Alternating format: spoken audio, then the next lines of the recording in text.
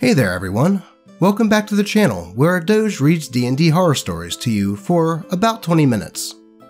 In today's episode, we have a few tales of every tabletop RPG player's nightmare. That guy. But first, Nipsey has something he would like to say. Like, comment and subscribe.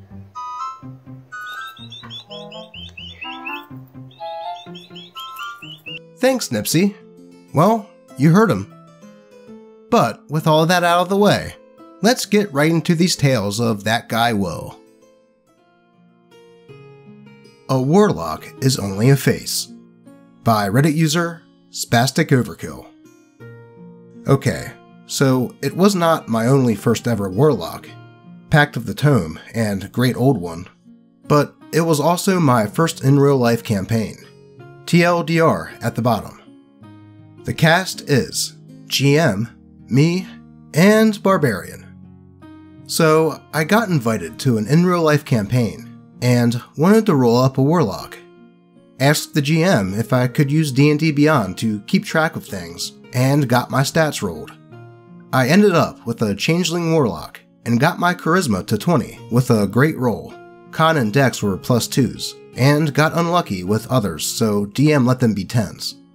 So there I was, a quote, human Warlock with a book and a small lizard pet.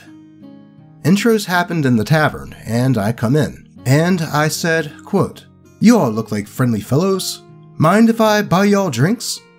One of the other players started chatting with me when Barbarian chimes in with, quote, "I don't think we can trust you, friend." "Why not?" I ask, honestly confused. Hefting his great axe, he states, quote, "Wizardy folk aren't trustworthy. They are baggage that would just drag us down." I state that I don't want to be any trouble. I just want to help. The Barbarian's player started to look upset and said he swung his great axe, aiming for my character's head. The GM ruled that the lizard flicked its tail and deflected the axe blade, so it hit the floor behind my character. Then he reminded Barbarian that they already said no PvP for the first few sessions. For the next few sessions, we battle monsters, bandits, and such, with Barbarian being the de facto Battlemaster, even though we had a fighter that gained Battlemaster a few sessions later. Still, he boasted about how he could never lose a fight, and would always get the kill since he was a frickin' bear totem Barbarian. No duh, bud. Though, when it came time for town stuff, me and the cleric did most of the stuff since, quote, "GM won't let me have a fighting pit or challenge the paladins."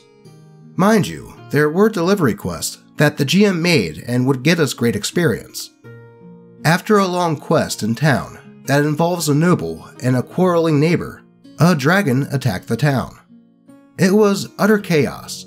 Buildings were on fire, town guards and people were dying, and we decided to take the beast head on.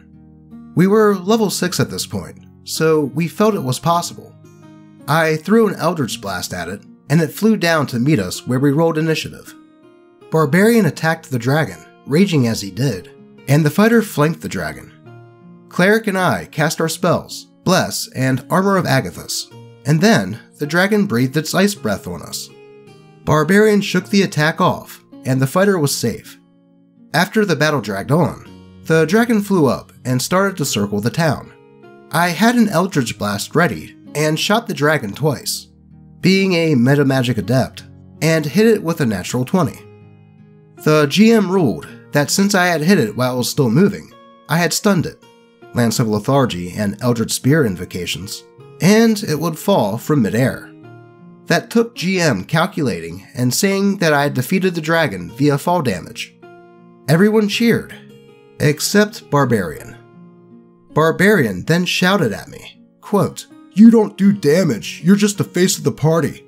I'm the tank and the DPS, so stay in your lane and just cast spells, Warlock." All of us were startled at this, and GM, bless his heart, decided to bring it back to game, with the king of the town coming to thank us, stating that we can have one piece from his treasury as a reward, and we all thanked the king. We rolled on an item chart. The cleric got a blessed mace that did radiant damage. The fighter got a full plate armor.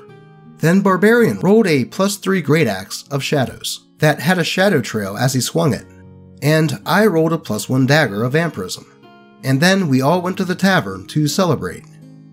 It is now that I need to mention that I have the Tome of the Moon invocation, so I didn't need to sleep, but since I decided to drink, the GM had me roll a con save, which I failed, and had me fall asleep in my bed with Cleric and Fighter as well. End of session. Though, the next session was exceedingly short for me because the moment we started, Barbarian decided that he, who did not sleep, would strike my sleeping character. My lizard had been killed by a goblin lord, so that couldn't have been used to defend me. And he attacked recklessly, so he'd hit my character and the battle would start.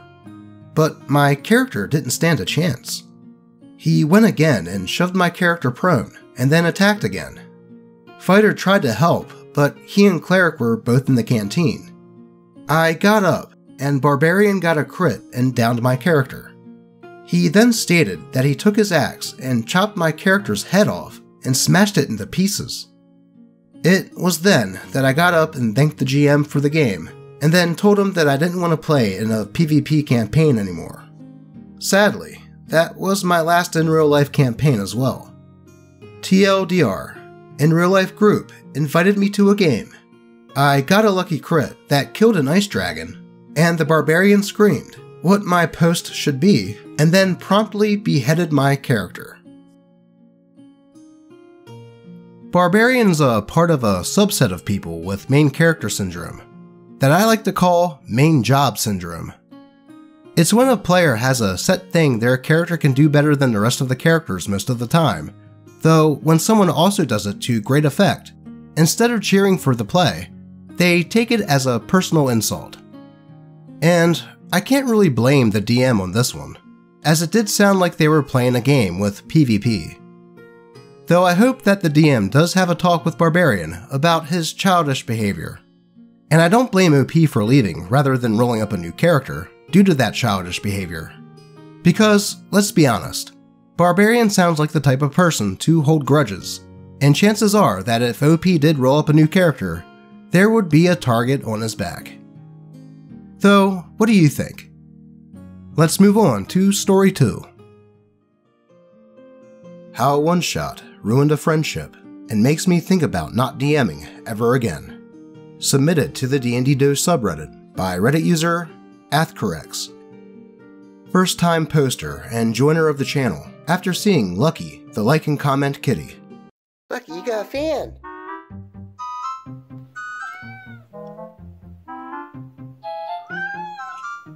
Also, English isn't my native language, so sorry for any typos.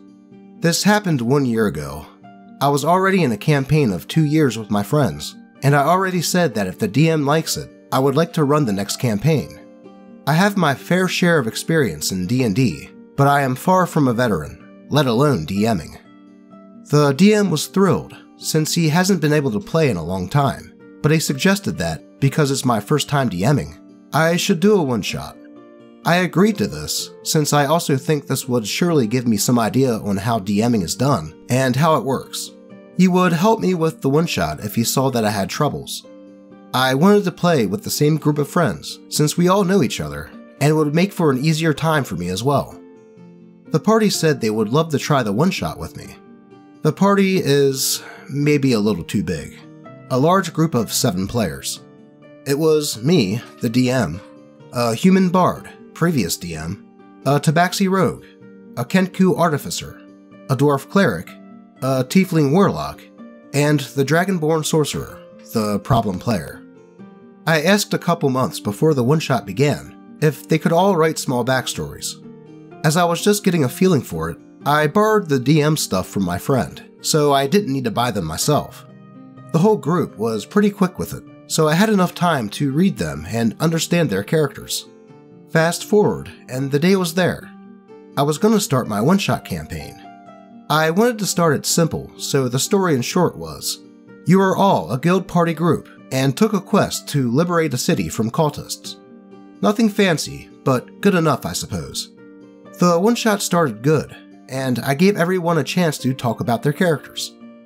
I noticed that the sorcerer already talked as if he was the leader of the group, but I didn't say anything, since they could have talked about it or just rolled with it.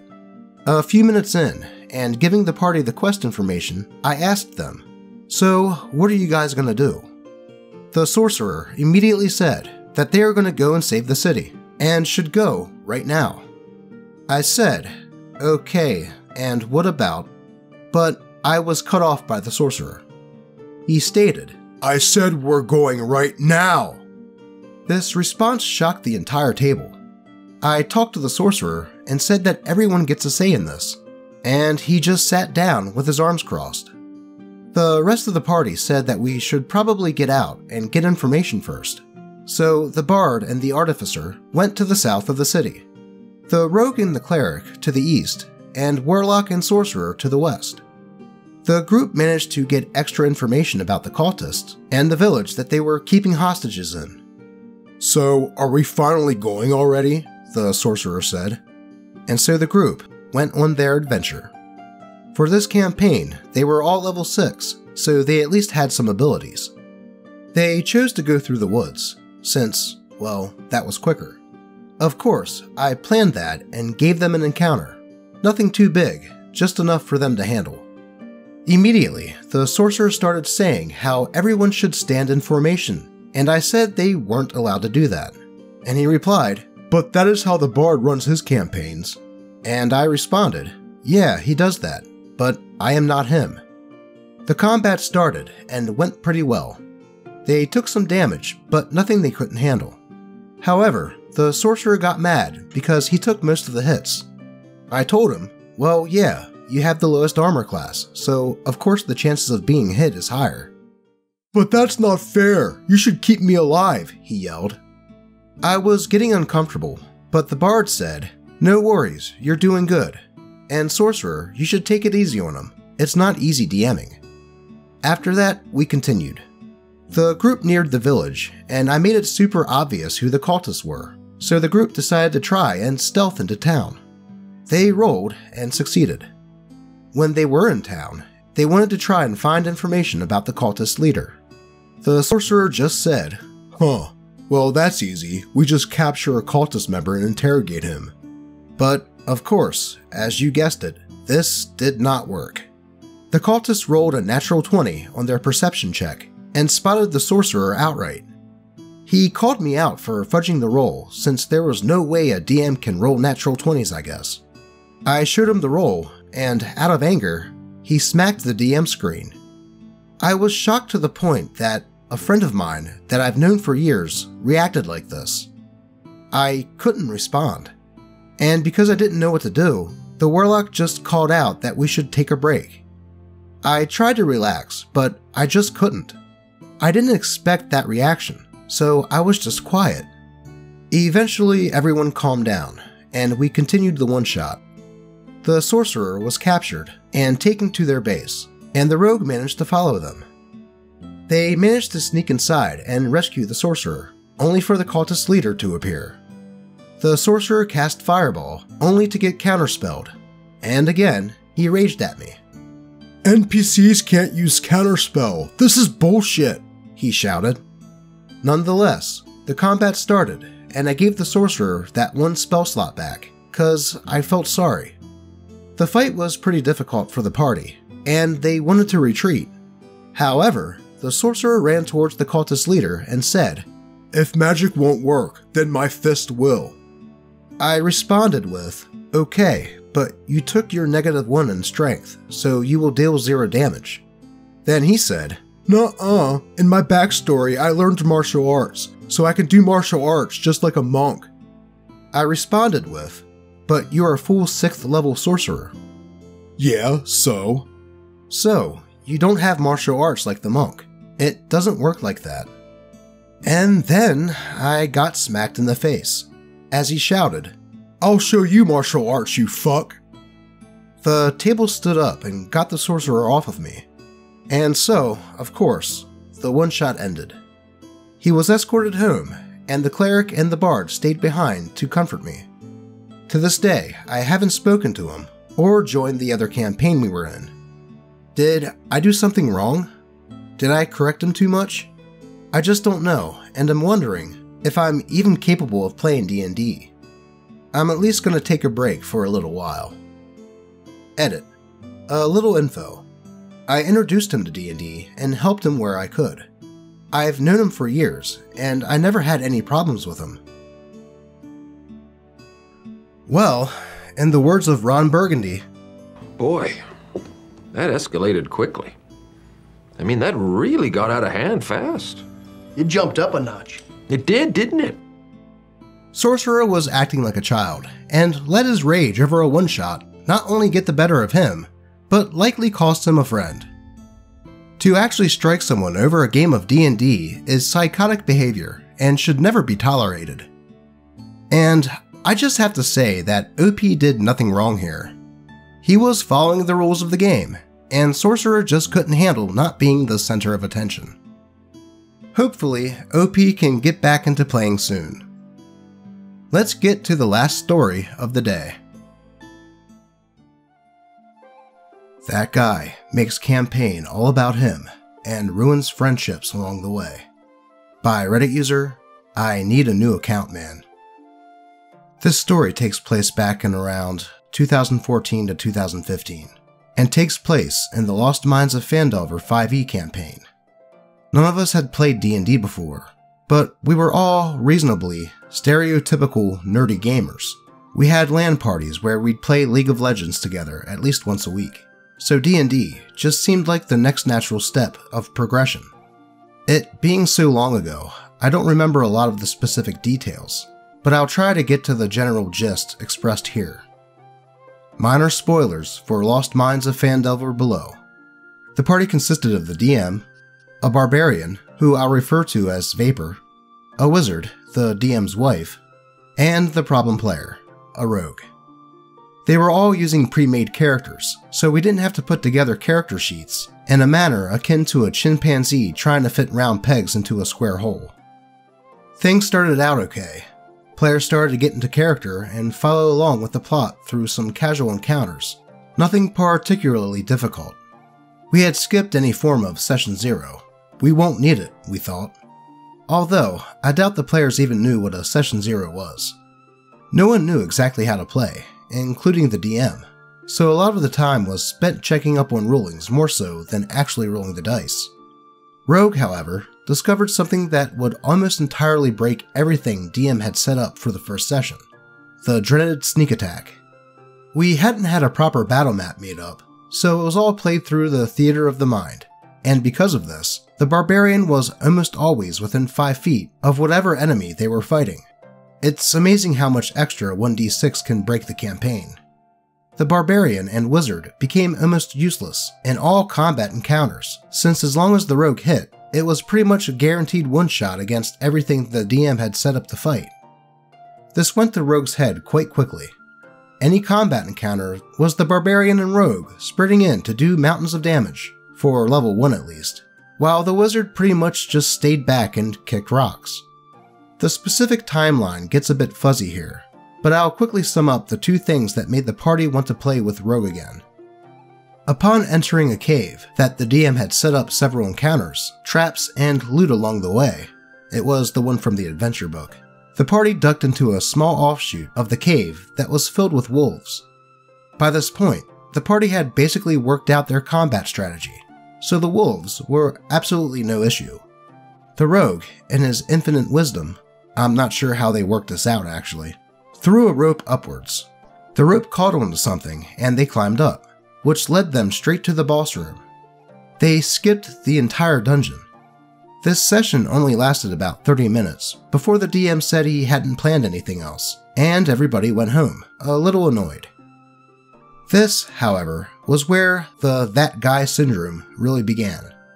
The next session, the party had gone back to some town or castle or something, and for some reason, the DM had given the rogue a ring that would transform their physical appearance into that of another. Barbarian and wizard went off to the pub to rest, but the rogue decided, I want cash money, and went off to find something to steal. He spots the king's castle and heads off to plunder for epic loots, or whatever people said back in 2014. I doubt the DM had anything planned for this, or if he just made it up on the spot. But Rogue ended up in a hallway with 6 doors, 3 on either side. He hits each of the doors one by one, and then ends up in a bedchamber. Asleep on the bed was, indeed, the king of the town that they were in.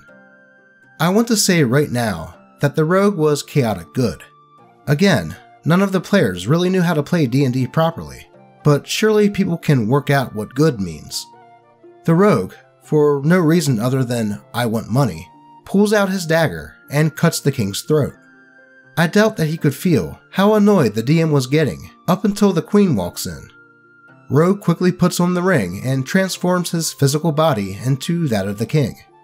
The queen, not being an absolute moron, sees the dead, still bleeding body of the king and calls for the guards. Several run into the room, and DM had finally had enough, and, with no remorse, kills off the rogue. We wrap up the campaign, the players go home, and they never met for D&D again.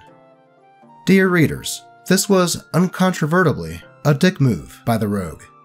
But, in one final twist of fate, the rogue sits silent for a few years, before deciding to post this story on Reddit. Yes, the That Guy Rogue was yours truly. I didn't play D&D for many years up until about a month ago. I joined a new group, and, with more understanding of how the game works, I realized after all this time that I was the asshole. I no longer act like this. I am currently playing a rogue, but decided that he is not a thief. He does not steal. He does not kill innocent people. And I hope that I never become that guy ever again. Well, that was quite a twist at the end. But hey, at least OP realized he was the problem player in that campaign, and has taken steps to no longer be that guy. It just goes to show that people can grow up and look on things they've done in the past, and have enough self-awareness to realize when they did wrong. I hope a lot of the problem players I read about in these stories can grow up like OP, but you won't catch me holding my breath. Do you have any tales of run-ins with that guy? Or are you an ex-that guy that got better? Whoa, she turned me into a... That guy. That guy. I got better. If so, and would like your story to be told on the channel, be sure to post it in the comments, on the subreddit, or you can even just contact me on Twitter. As always, I appreciate all of you, and I hope all of your rolls are natural 20s. Until next time.